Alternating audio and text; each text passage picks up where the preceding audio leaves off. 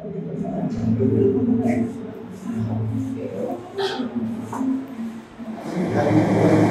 mereka alam praktik seni visual dan isu lingkungan di Indonesia dari ini juga informasi. Dan kalau kita lihat dari buku ini memang ada semacam beberapa karya dan juga mungkin peristiwa seni yang ditampilkan mulai dari zaman Indonesia dan lukisan dari zaman itu terus ke persagi, terus masuk ke realisme surrealis di tahun 60-an, terus ke tahun 75, mungkin dan terakhir pada masa reformasi sampai kawan. Salah satu yang penting adalah di dalam diskusi ini kita coba melihat seni rupa itu sendiri, tetapi juga dari sudut pandang disiplin ilmu yang lain. Jadi misalnya kalau seni rupa sering dibahas oleh para praktisi dan juga para akademisi dari bidang seni rupa sendiri, mungkin kita akan mencoba melihatnya dari disiplin ilmu yang lain. Sudah di sini kita ada orang lain yang lebih dikenal dan mungkin dalam dunia sosial dan juga dunia sejarah. Jadi kita akan melihat seni rupa Indonesia dalam hubungannya dengan lingkungan hidup dari krisis sejarah juga. Untuk itu mungkin saya langsung ke sampai dulu.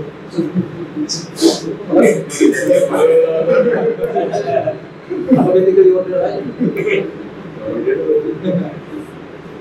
Oke, selamat sore. Karena janjinya ini ngobrol-ngobrol, jadi kita juga santai aja ya. Saya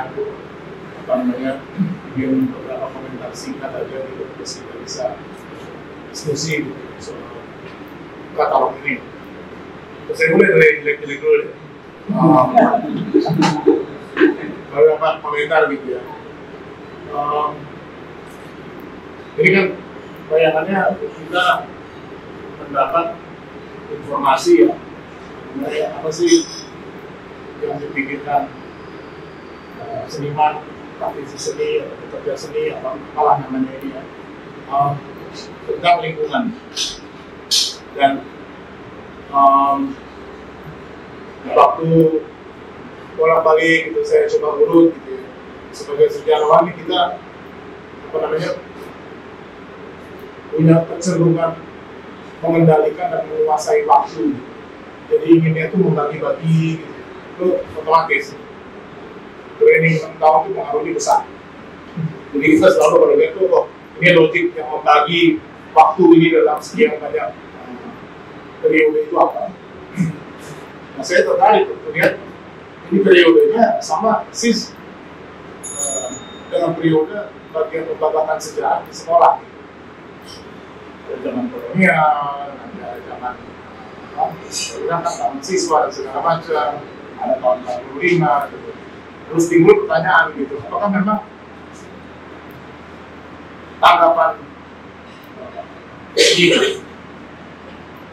itu terganggu atau bahkan dikendalikan oleh konteks politiknya. Jadi berganti zaman orang juga berganti, oke, ini ada satu set baru. Sementara kita tahu kalau misalnya ambil konjungtur perubahan lingkungan itu kan gelombangnya itu jauh lebih besar daripada politik yang jauh lebih cepat. Perubahan pemerintahan misalnya ada 10 kabinet. Orang berganti-ganti Perdana Menteri 10 dalam waktu nggak lebih dari 5 tahun. Lingkungan saya kira nggak berubah secepat itu.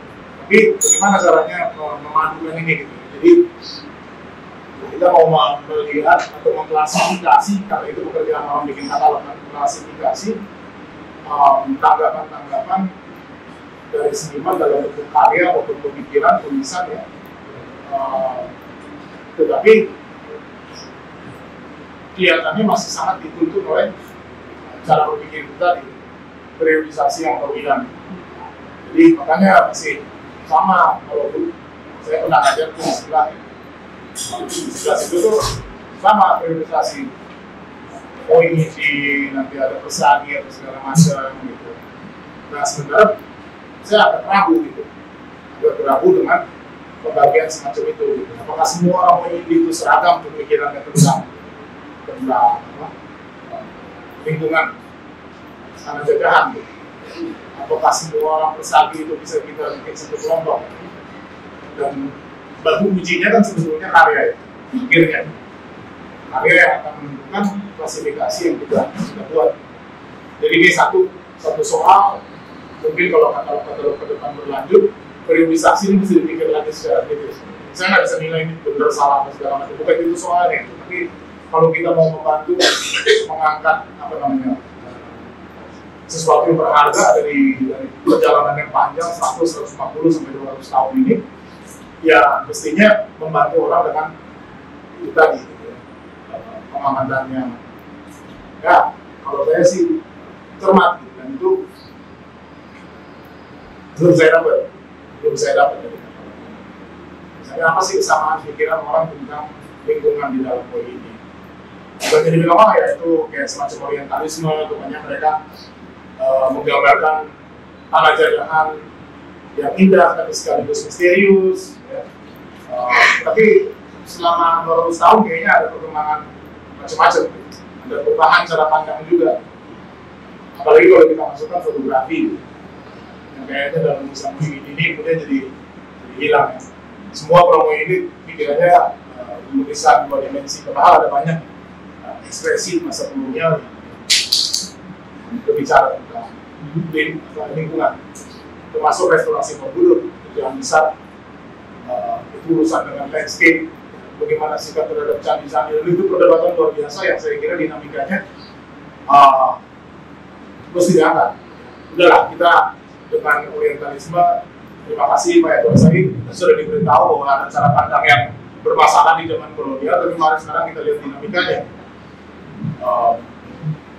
Satu, kebetulan saya lebih dulu soal itu jadi kepikiran terus gitu ya. Sikap terhadap candi ada perbedaan besar di antara orang Belanda, di antara mereka yang mengedepankan apa yang disebut budaya atau cultural history, dengan para arsitek, dengan para fotograf, hidup air, dan dinamikanya itu berantemnya luar biasa, lebih hebat daripada berantemnya Persagi lawannya. Ini di antara mereka sendiri karena terkait profesi, terkait banyak hal, proyek-proyek. Persagi sama Mohindi kan bentak-bentakan aja, maksudnya Persagi yang lebih banyak komentari untuk Mohindi, tapi nggak ada proyek yang bersama di mana mereka harus berantem secara beneran gitu. Dan itu terjadi. Jadi itu satu hal. Dinamika di belakang itu mesti kita periksa, dan seandainya itu kita bongkar lebih jauh, jangan-jangan kita dapat dinamika dan periodisasi yang berbeda. Jangan-jangan ada kesinambungan. Ini dugaan gitu ya. Riko mungkin jauh lebih tahu, teman-teman yang dari arsitektur akan jauh lebih tahu kesinambungannya. Yang menarik garis panjang mundur ke tahun 20-an bahkan, dan nggak ada revolusi, nggak ada tahun 50-an gitu. Dan sikapnya terhadap lingkungan sampai hari ini masih ada pengaruh yang cukup besar. Bagaimana cara mereka memandang landscape masih diajarkan, dan itu institusional. Kita nggak berbicara karya-karya, jadi kita bicara tentang jurusannya, arsitektur itu di semua fakultas teknik yang ada itu. Belum lagi soal juru gambar dan lain-lain. Jadi aktor ini satu catatan, dan dari yang jelek-jelek saya mau berani ya bagus-bagus, aktor penting untuk diidentifikasi. Lebih dari sekedar apa yang mereka katakan gitu. Orang yang dikatakan kadang-kadang menipu juga. Ya, kebetulan nanti dalam proyeknya siapa tahun 90-an ada tentang lingkungan, suaranya kritis itu tinggal diambil alih, dimasukkan tulisan. Sering kali misalnya nggak sempat tulis, Roberto kamu tulislah gitu ya, terus masuk dalam katalog ditangkap sebagai suaranya gitu, padahal bukan gitu. Jadi apa namanya, coba masuk di balik itu dengan lihat kehidupannya orang-orangnya secara utuh. Ini poin saya gitu, bahwa pendekatan biografis sangat diperlukan gitu kalau bicara soal perkembangan seni gitu.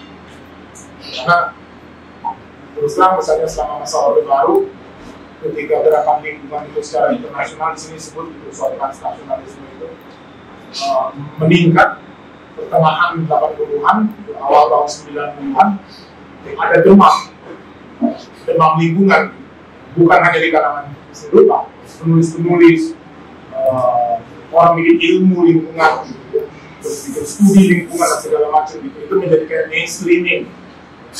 Jadi semua orang berbicara tentang itu. Pertanyaannya kemudian kan dua. Satu, apa pengaruhnya ekspresi artistik terhadap diskusi ini? Dan apa pengaruh dari produk-produk yang kemudian dihasilkan terhadap perkembangan seninya sendiri? Ada nggak sih bekasnya gitu? Misalnya oleh-oleh dari desa-desa besar gitu. Baunya ada nggak sih sekarang gitu? Secara pemikiran, secara artistik, ada nggak sih yang ditinggalkan di situ? Bisa bikin lagi penggalian kembali. Ada yang terusin sih betul. Dia gitu. Oke, ya saya sih karena ikut yang pertama lihat yang kedua ini enggak. Ada yang putus di situ. Dan ini kayaknya bukan tugas katalog, ya tugasnya katalog cuma mengangkat semua informasi ini, tapi buat kita yang menggunakan katalog ini coba memikirkan perkembangan sendiri.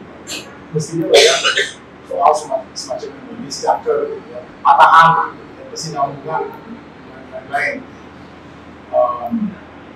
Itu satu soal. Saya kira fokus pada seniman dalam konteks ini menjadi penting. Yang kedua, lebih banyak soal konten yang terkait dengan 80-an, 90-an kita lihat ya, minat meningkat ya. Dan kedua jurusan juga.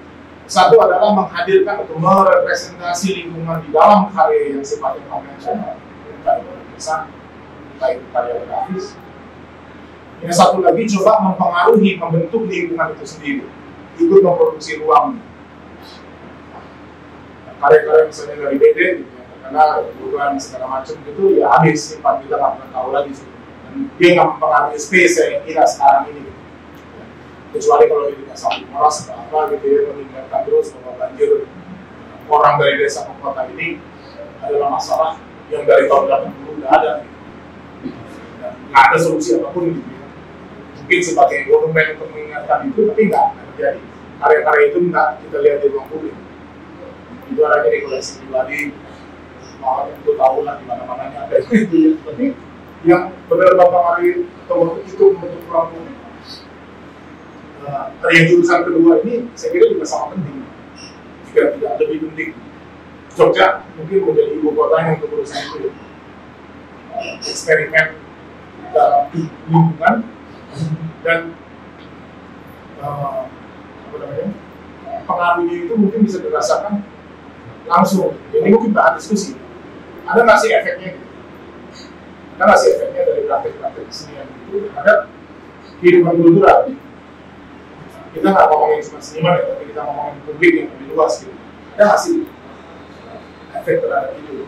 Jakarta menurut saya mengatur dalam hal itu. Dipasangin bagaimana juga, kecuali kalau berpikir komunitas dalam skop yang lebih terbatas, kecil. Tapi kalau memikir seluruh kota yang tanpa bentuk ini,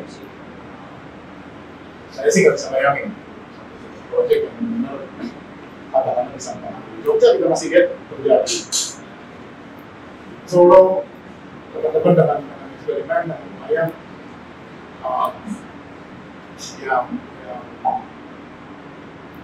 yang bukan hanya menarik, tapi signifikan secara sosial.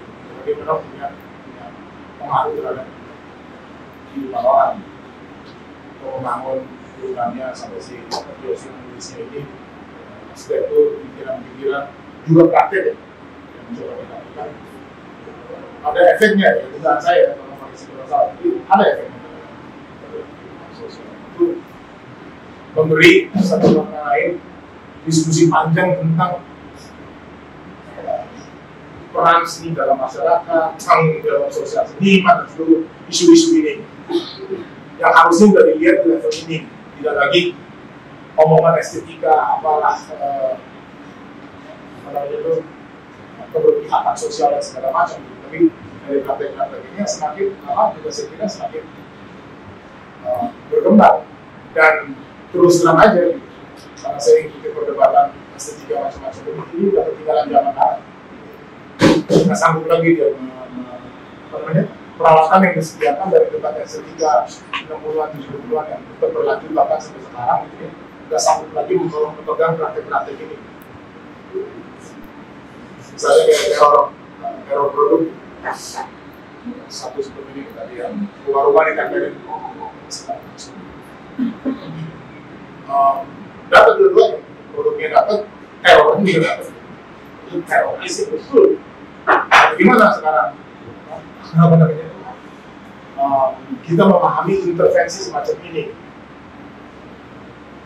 Itu diskusi yang sayangnya nggak. Setahu saya ya, mungkin saya yang di ala zaman gitu, di perkembangan, tapi nggak terjadi diskusi semacam itu. Apa sih bentuk intervensi artistik terhadap situasi yang seperti ini?